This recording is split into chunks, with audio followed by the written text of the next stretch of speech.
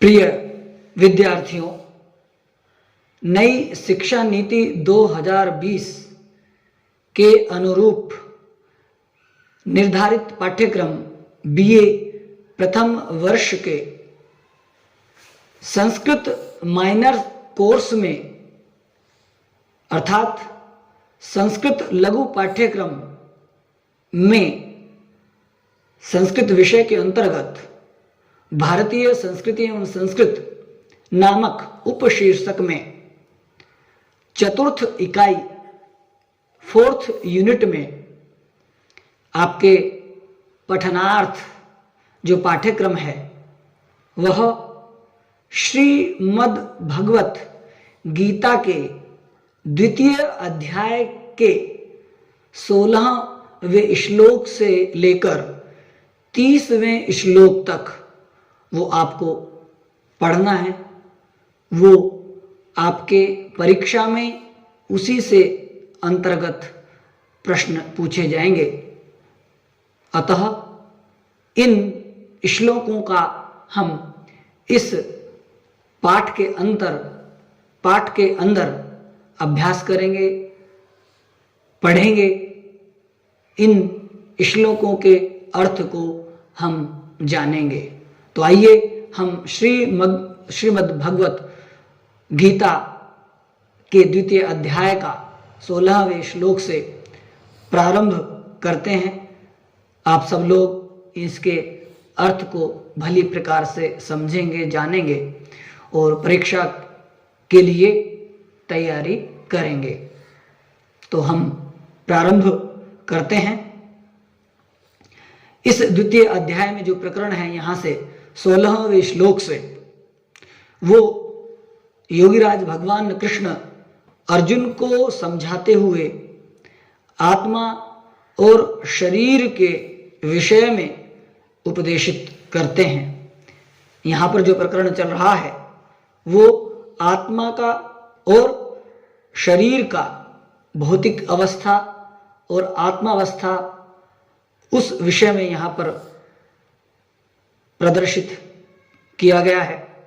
तो यहाँ पर जो योगीराज भगवान कृष्ण हैं वो कह रहे हैं 16वें श्लोक के अंतर्गत कि ना सतो विद्यते भावो, ना सतो विद्यते भावो, ना भावो विद्यते सतः, ना भावो विद्यते सतः, उभयोरपि दृष्टोऽन्त स्वनयोस्तत्त्वदर्शिभिः। कहते हैं कि न नहीं असतः असत का विद्यते है, विद्यमान है, भावः जो हमेशा रहने वाला है अर्थात स्थायित्वता, न नहीं अभावः यानी कि उसका एक तरह से परिवर्तनशील होने का जो गुण है वो विद्यते है अर्थात विद्यमान है। सतः हमेशा रहने वाला अर्थात शाश्वत का, यानी कि दोनों उभयो दोनों का, अपि ही भी दृष्टः देखा गया, अंतः अंत अर्थात सार निष्कर्ष, तू निश्चय से, अनयोः इनका, तत्व यानी कि सत्य के, दर्श भी देखने वालों के द्वारा। अर्थात ये कहते हैं कि योगीराज भगवान कृष्ण कहते हैं अर्जुन को कि जो तत्ववेत्ता हैं, जो ज्ञानी ऋषि मुनि हैं, उन्होंने यह निष्कर्ष निकाला है कि जो असत है अर्थात ये जो शरीर है, भौतिक शरीर है, उसका कोई स्थायित्व नहीं है, किंतु सत कहा गया है आत्मा को। वो क्या है? आत्मा यानी कि अपरिवर्तित रहता है, वो परिवर्तनशील नहीं है। उन्होंने इन दोनों की जो प्रकृति है यानी कि भौतिक शरीर की और आत्मा की, उनका यह निष्कर्ष निकाला है। अर्थात यानी कि उसका जो भाव है वो हमेशा यानी कि दोनों का जो देखा गया है, दोनों का भाव जो देखा गया है वो निसंदेह ये जो है चिरस्थायी नहीं है। मतलब जो शरीर है वो स्थायी नहीं है और आत्मा जो है वो रहता है, परंतु वो परिवर्तनशील नहीं है, अपरिवर्तनशील उसका मतलब एक इस प्रकार से वो इसका गुण है, वो अपरिवर्तित रहता है। आत्मा जो है वो अपरिवर्तित रहता है। आगे 17वें श्लोक को देखते हैं। कहते हैं कि अविनाशी तु तद्विद्धि येन सर्वमिदं ततम्, अविनाशी तु तद्विद्धि येन सर्वमिदं ततम्, विनाशमव्ययस्यास्य न कश्चित् कर्तुमर्हति, न कश्चित् कर्तुमर्हति। कहते हैं कि अविनाशी अर्थात नाश रहित, तू निश्चय से, लेकिन तत् उसको, विधि जानो, ये न जिससे कि सर्वम सारा का सारा अर्थात संपूर्ण शरीर, इदम यह, ततम सब जगह, विनाशम नाश, अव्यस्य अव्यस्य यानी कि अविनाशी का अर्थात जो एक प्रकार से समाप्त नहीं होता, अस्य इस, न कश्चित कोई भी नहीं, कर्तुम करने के लिए, अर्हति समर्थ है। सार रूप में देखते हैं कि यानी कि जो सारे के सारे शरीर में व्याप्त है उसे ही तुम अविनाशी समझो। उस आत्मा को, जो आत्मा है उसको कोई भी नष्ट करने में समर्थ नहीं है। अविनाश तद्विद्धि, अविनाशी तो तद्विद्धि येन सर्वम इदं ततम्, विनाशमव्यस्यास्य न कश्चित् कर्तुमर्हति। उसको कोई भी समाप्त नहीं कर सकता, यानी कि कोई समर्थ नहीं है कि उसको कोई नष्ट कर दे। आगे 18वें श्लोक में कहते हैं, इसी विषय को लेकर के, आत्मा को लेकर के कहते हैं कि अंतवंत इमे देहा नित्यस्योक्ताः शरीरिणः, अंतवंत इमे देहा नित्यस्योक्ताः शरीरिणः, अनाशिनो प्रमेयस्य, अनाशिनो प्रमेयस्य, तस्मात् युध्यस्व भारत, तस्मात् युद्धस्व भारत। कि अंतवंतः यानी कि जिसका अंत होता हो, यानी कि नाशवान, इमे ये सब, देहा शरीर अर्थात भौतिक शरीरें, नित्यस्य नित्य स्वरूप, उक्ताः बताए गए हैं, कहे जाते हैं, और शरीरिणः यानी कि शरीरधारी, देहधारी जो जीव है उसका, अनाशिनः कभी नाश न होने वाला, यानी कि अनाशिनः कभी नाश न होने वाला है, और अप्रमेयस्य अर्थात जिसको न देखा जा सके, जिसको मापा न जा सके, तस्मात् इसलिए, उस कारण से, युद्धस्व युद्ध करो, भारत हे भरतवंशी, यानी कि हे अर्जुन तुम युद्ध करो, क्योंकि अविनाशी, अप्रमेय तथा शाश्वत जीव के भौतिक शरीर का अंत अवश्यम भावी है। अतः हे अर्जुन, हे भरत वंश में उत्पन्न, तुम युद्ध करो, बेकार का चिंतन मत करो। आगे 19वें श्लोक को पढ़ते हैं।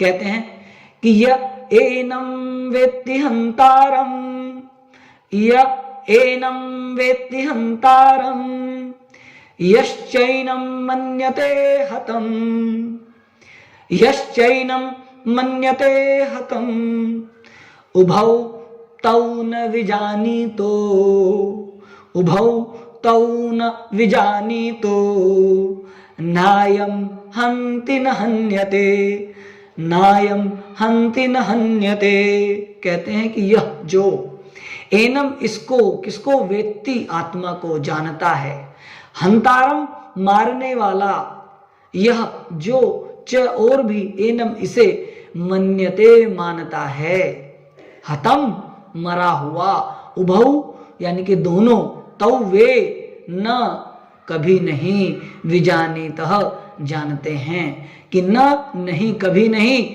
अयम यह, हंति मारता है, न नहीं हन्यते अथवा मारा जाता है। सार देखते हैं कि जो इस जीव आत्मा को मारने वाला समझता है और इसे मरा हुआ समझता है, वे दोनों ही नहीं जानते, अर्थात वे दोनों अज्ञानी हैं, वे दोनों अज्ञानी हैं, क्योंकि आत्मा न तो मरता है और न मारा जाता है। इसलिए आगे इसी को आगे बढ़ाते हैं इस आत्मा के विषय को, और अग्रिम श्लोक में अर्थात 20वें श्लोक में कहते हैं कि न जायते म्रियते वा कदाचित् नायं भूत्वा भविता वा न भूयः अजो नित्य शाश्वतोऽयं पुराणो अजो नित्य शाश्वतोऽयं पुराणो न हन्यते हन्यमाने शरीरे न हन्यते हन्यमाने शरीरे। कहते हैं कि ना नहीं, जायते जन्मता है, जन्म लेता है, और म्रियते मरता है, न जन्म लेता है न मरता है, वाह या कदाचित कभी भी, यानी कि नहीं वो पहले न अब न भविष्य में, न नहीं अयम यह भूत्वा होकर के, भविता होने वाला, वा अथवा न नहीं भूय अथवा पुनः से होने वाला है। वो क्या है? अजह अजन्मा है, नित्य नित्य है, हमेशा रहने वाला है, शाश्वत स्थायी है, अयम यह पुराणः पहले से सबसे प्राचीन, न नहीं, क्योंकि हन्यते मारा जाता है, हन्य माने मारा जाना, शरीरे शरीर में, अर्थात कहते हैं कि आत्मा के लिए किसी भी समय में न तो जन्म होता है न मृत्यु होती है। वह न तो कभी जन्म लेता है, न जन्म लेता है और न जन्म लेगा, उसने अर्थात कभी न जन्म लिया है और न लेगा, वह तो अजन्मा है, नित्य है, शाश्वत है, पुरातन है। शरीर तो मर जाता है, शरीर के मारे जाने पर वो कभी भी मारा नहीं जाता। अस्तु आगे बढ़ते हैं। यह इस विषय को कठोपनिषद में भी कहा गया है, वो कि न जायते म्रियते वा विपश्चिन नायम कुतश्चिन न बभूव कश्चित अजो नित्य शाश्वतोयम पुराणो न हन्यते हन्यमाने शरीरे। आगे आगे कहते हैं, 21वें श्लोक का पाठ करते हैं कि वेदा विनाशिनम नित्यम वेदा विनाशिनम नित्यम य एनमजमव्ययम् कथं स पुरुषः पार्थ कथं स पुरुषः पार्थ कं घातयति हन्तकं कं घातयन्ति हन्तिकं। कहते हैं कि वेद जानता है अविनाशिनम अविनाशी को, नित्यम शाश्वत यह जो, एनम इस यानी कि आत्मा, अजम अजन्मा है, अव्ययम निर्विकार है, कथम कैसे, स वह, पुरुष पुरुष अर्थात अर्जुन, हे पार्थ हे अर्जुन, कम किसको, घातयति मारता है या मरवाता है, हंति मरवाता है और हंति मारता है, कम किसको, कि हे पार्थ जो व्यक्ति ये जानता है कि आत्मा अविनाशी है, अजन्मा है, शाश्वत तथा अव्यय है, वह भला किसी को कैसे मार सकता है या कैसे मरवा सकता है। तो इसलिए हे पार्थ युद्धस्व, युद्ध करो। आगे कहते हैं इसी आत्मा को लेकर के भगवान कृष्ण कह रहे हैं कि वांसांसि जीर्णानि यथा विहाय नवानि गृह्णाति नरोपराणि वांसांसि जीर्णानि यथा विहाय नवानि गृह्णाति नरोपराणि तथा शरीराणि विहाय जीर्णान् तथा शरीराणि विहाय जीर्णान् अन्यानि संयाति नवानि देहि अन्यानि संयाति नवानि देहि। कह रहे हैं कि वांसांसि यानी कि वस्त्रों को, जीर्णानि फटे पुराने जो पूर्ण हो चुके हैं, जो गल गए हैं, यथा जैसे विहाय छोड़ करके नवानि नए वस्त्रों को गृह्णाति ग्रहण करता है नर मनुष्य, अपराणी और अन्य तथा उसी प्रकार शरीराणी शरीरों को विहाय छोड़ करके त्याग करके, जीर्णानी अर्थात वृद्ध और जो बूढ़े हो गए हैं, व्यर्थ जो हो गए हैं, ढीले शिथिल जो हो गए हैं, इंद्रियां जिनकी ढीली पड़ गई हैं, इंद्रियां जिनकी कमजोर हो गई हैं, अन्यानी ऐसे भिन्न और अलग, संयाति स्वीकार करता है किनको, नवानी नए देही शरीरों को। कौन? आत्मा। कहते हैं कि जिस प्रकार मनुष्य पुराने वस्त्रों को त्याग करके नए वस्त्रों को धारण करता है, उसी प्रकार यह आत्मा भी पुराने शरीरों को, बूढ़े शरीरों को जो शिथिल हो गए हैं, जिनकी इंद्रियां ढीली पड़ गई हैं, जिनके शरीर कमजोर हो गए हैं, उनको, उन भौतिक शरीरों को त्याग करके अर्थात नए शरीरों में प्रवेश करता है। ये आत्मा नए शरीरों को धारण कर लेता है। इसलिए अर्जुन, व्यर्थ की चिंता, व्यर्थ का चिंतन मत करो। आगे कहते हैं फिर इसी विषय में, कहते हैं कि नैनम छिन्दन्ति शस्त्राणि नैनम दहति पावकः न चैनम क्लेदयन्त्यापो न शोषयति मारुतः न चैनम क्लेदयन्त्यापो न शोषयति मारुतः। देखिए कि न यानी कि नहीं, एनम इसको यानी कि आत्मा को, छिन्दन्ति अलग कर सकते हैं अर्थात खंडित कर सकते हैं, तोड़ सकते हैं। शस्त्राणी को शास्त्र, और न नहीं, एनम इसको, किसको? आत्मा को, दहती जलाया जा सकता है। किसके द्वारा? पावक अग्नि से। न नहीं, च और भी, एनम इसको यानी कि आत्मा को, क्लेदयन्ति भिगोया जा सकता है, गलाया जा सकता है। किससे? आपह जल से। न नहीं, शोषयति और नहीं सुखाया जा सकता है। किससे? मारुतः वायु से।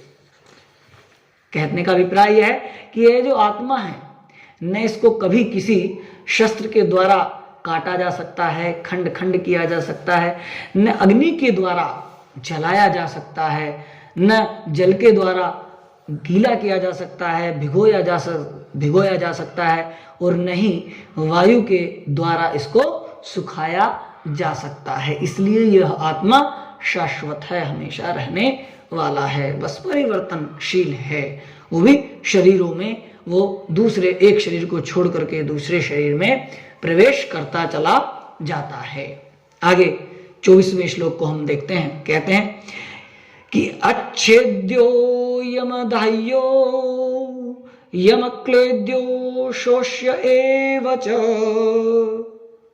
अच्छेद्यो यमधाह्यो यमक्लेद्यो शोष्य एव च, नित्यः सर्वगतः स्थाणु रचलोऽयं सनातनः, नित्यः सर्वगतः स्थाणु अचलोऽयं सनातनः।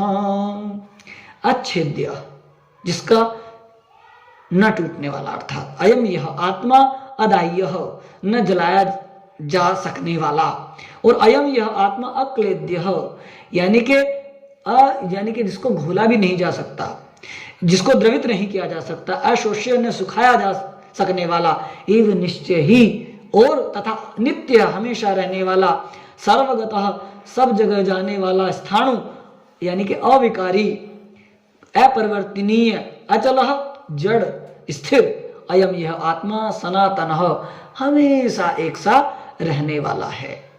कि यह आत्मा अखंडित अघुलनशील है, इसे न तो जलाया जा सकता है, नहीं सुखाया जा सकता है, यह शाश्वत है, सर्वव्यापी है, अविकारी है, स्थिर है और सदैव एक सा नया रहने वाला है। उसी बात की यहाँ पर पुनरावृत्ति एक प्रकार से कर रहे हैं भगवान कृष्ण।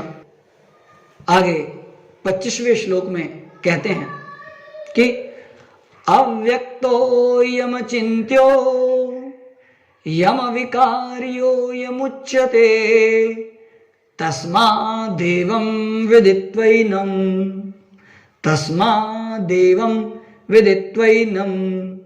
नानुशोचितुमर्हसि। कहते हैं कि अव्यक्त यानी कि अदृश्य, जो दिखाई न देने वाला, अयम यह आत्मा, अचिंत्य अकल्पनीय है, जिसके बारे में सोचा न जा सके। अयम कौन? यह आत्मा, अविकार्य, अपरिवर्तित है। अयम यह आत्मा उच्यते, ऐसा कहा जाता है, कहलाता है। तस्मात् इसीलिए, एवं इस प्रकार, विदित्वा समझ करके, जान करके, एनम इसके विषय में, न नहीं, अनुशोचितुम शोक करने के लिए, अर्हसि योग्य हो। हे अर्जुन, यह आत्मा अव्यक्त है, अकल्पनीय है और अपरिवर्तनीय कहा जाता है। यह जान करके, ऐसा इस बात को समझ करके, तुम्हें शरीर के लिए, तुम्हें शरीर के विषय में शोक नहीं करना चाहिए। तुम्हें तो अपने कर्म में आगे बढ़ना चाहिए। इस विषय की पुष्टि फिर आगे 26वें श्लोक को कहते हैं कि अथ चैनम नित्य जातम नित्यं वा मन्यसे मृतं तथापि त्वं महाबाहो नैनं शोचितुमर्हसि। तथापि त्वं महाबाहो नैनं शोचितुमर्हसि। कह रहे हैं कि अथ, फिर भी, इसके पश्चात, यानी कि अब भी, च भी, एनम इसको, यानी कि आत्मा को, नित्य जातम हमेशा उत्पन्न होने वाला, सदैव के लिए, व्या अथवा मन्य से जानते हो या समझते हो, मृतम यानी कि मृत, तथा फिर भी, तुम महाभाव, हे महान भुजा वाले, हे शूरवीर अर्जुन, नहीं, एनम इसके विषय में, शोचितुम शोक करने के लिए, अर्हसि योग्य हो। अर्थात यदि तुम यह सोचते हो कि आत्मा यानी कि जीवन सदा जन्म लेता है और सदा मरता है, तो भी हे महाबाहु, हे शूरवीर, तुम्हारे शोक करने का कोई भी कारण नहीं है। ऐसा कुछ कारण नहीं है कि जिससे तुम व्यर्थ शोक करो, दुख करो। आगे कहते हैं कि जातस्य हि ध्रुवो मृत्युः ध्रुवं जन्म मृतस्य च। जातस्य हि ध्रुवो मृत्युर्ध्रुवं जन्म मृतस्य च। तस्मादपरिहार्येऽर्थे न त्वं शोचितुमर्हसि। तस्मादपरिहार्येऽर्थे न त्वं शोचितुमर्हसि। कहते हैं कि जातस्य, जन्म लेने वाले की, यानी कि उत्पन्न हुए की, ही निश्चय ही, ध्रुव अटल है, तथ्य है, मृत्यु ध्रुवम, यह भी निश्चय है। जन्म मृतस्य यानी कि प्राणी का, मरे हुए का, च भी तस्मात् होता है, इसलिए, अपरिहार्य यानी कि जिससे बचना मुश्किल है, जिससे बचा ना जा सके, अर्थे उस विषय में, उस अर्थ में, नहीं, तुम शोचितुम शोक करने के लिए, अर्हसि अर्थात यानी कि अर्हता रखते हो, यानी कि शोक करने की तुम अर्हता रखते हो नहीं, यानी कि जिसने जन्म लिया है उसकी तो मृत्यु निश्चित है और मृत्यु के पश्चात पुनः जन्म भी निश्चित है। अतः अपने बेवजह के कर्तव्य कालन में, कर्तव्य परायणता में, कर्तव्य पालन में तुम्हें शोक नहीं करना चाहिए। हे अर्जुन, तुम बेकार का, व्यर्थ का शोक कर रहे हो। आगे कहते हैं 28वें श्लोक में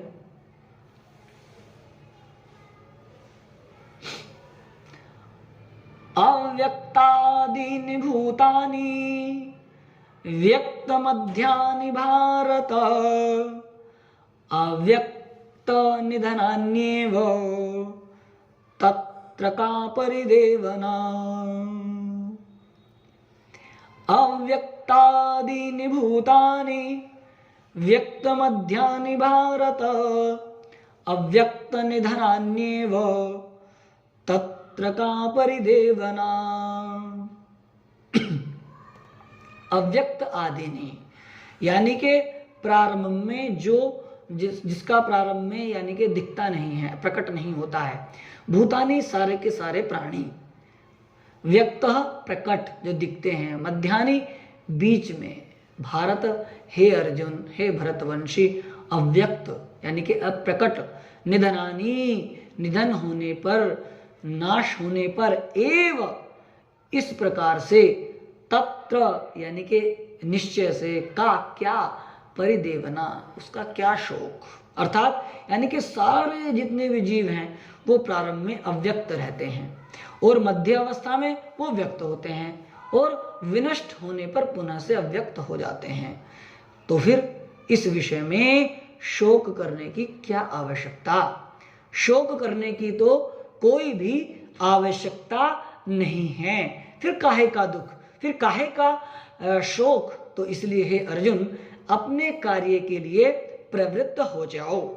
आगे 29वें श्लोक में पुनः से कहते हैं कि आश्चर्यवत् पश्यति कश्चिदेन, आश्चर्यवत् पश्यति कश्चिदेन, आश्चर्यवद् वदति तथैव चान्यः, आश्चर्यवज्जैनमन्यः शृणोति, श्रुत्वाप्येनं वेद न चैव कश्चित्, श्रुत्वाप्येनं वेद न चैव कश्चित्। आश्चर्यवत् यानी कि आश्चर्य की तरह, पश्यति देखता है, कश्चित कोई, एनम इसको यानी कि आत्मा को, और आश्चर्यवत् आश्चर्य है कि तरह से, वदति कहता है आत्मा को, तथा उस प्रकार जिस प्रकार एवं निश्चय ही च और भी अन्य दूसरा, आश्चर्यवत् आश्चर्य से, च और, एनम इसको यानी कि आत्मा को, अन्य कोई दूसरा, श्रोति सुनता है, और श्रुत्वा सुन करके, अपि भी एनम इसको यानी कि आत्मा को, वेद जानता है, वह न नहीं कभी भी, च और, एव निश्चय ही, कश्चित कोई, अर्थात कोई आत्मा को आश्चर्य से देखता है, कोई इसे आश्चर्य की तरह कहता है, यानी कि आश्चर्य से युक्त होकर बताता, बड़े बड़े आश्चर्य की बात है आत्मा, है ना, आत्मा बड़े आश्चर्य की बात है, क्या है आत्मा, और तथा इसे आश्चर्य की तरह सुनता, अरे आत्मा, है ना। और किंतु कोई कोई कुछ ऐसे होते हैं जो इसके विषय में सुन करके कुछ भी नहीं समझ पाते, इसको कुछ भी किसी प्रकार से भी जान नहीं पाते। इसलिए हे अर्जुन तुम इस आत्मा के विषय को जानो, समझो कि ये आत्मा क्या है, इसकी अस्तित्वता को समझो, और इसलिए अपने कर्तव्य में आगे बढ़ जाओ। कहते हैं आगे ये अंतिम श्लोक में 30वें श्लोक में कह रहे हैं कि देहि नित्यम वध्योयम देहे सर्वस्य भारत तस्मात् सर्वाणि भूतानि न त्वं शोचितुमर्हसि। देहि नित्यमवध्योऽयं देहे सर्वस्य भारत तस्मात् सर्वाणि भूतानि न त्वं शोचितुमर्हसि। कह रहे हैं कि देही यानी कि शरीर को धारण करने वाला, अर्थात शरीर का स्वामी, अर्थात मनुष्य नित्यम शाश्वत अवध्य मारा नहीं जा सकता। अयम यह आत्मा देह क्योंकि शरीर में सर्वस्य सभी के भारत हे भारतवंशी हे अर्जुन तस्मात इस कारण से अतः सर्वाणी समस्त भूतानि जीवों को न नहीं त्वम तुम शोचितुम शोक करने के लिए अर्हसी योग्य हो। तुम्हारी योग्यता क्या है? कह रहे हैं कि हे भरतवंशी, हे अर्जुन, हे अर्जुन, शरीर में रहने वाले अर्थात देही का कभी भी यानी कि वध नहीं किया जा सकता। अतः तुम्हें किसी भी जीव के लिए शोक करने की आवश्यकता नहीं है। अर्थात तुम शोक करने के योग्य नहीं हो, तुमको शोक नहीं करना चाहिए। इसलिए हे अर्जुन, उठो और शस्त्रों को धारण करो और जो तुम्हारा कर्म है उस कर्म में आगे बढ़ो, जो तुम्हें कार्य करना है उसको संपन्न करो। इस प्रकार से अर्जुन को योगीराज भगवान कृष्ण आत्मा के विषय में इन श्लोकों के माध्यम से, अर्थात जो आपके पाठ्यक्रम में है 16वें से 30वें श्लोक तक उनका पाठ पूरा होता है। मैं समझता हूँ कि आपके मस्तिष्क में अर्थ और भाव प्रवेश कर गया होगा, ऐसी मेरी आशा है। अब हम इस श्रीमद् भगवत गीता के द्वितीय अध्याय के 16वें श्लोक से लेकर के 30 श्लोक तक का हमने पाठ किया है और इस पाठ को हम संपन्न करते हैं। सभी का बहुत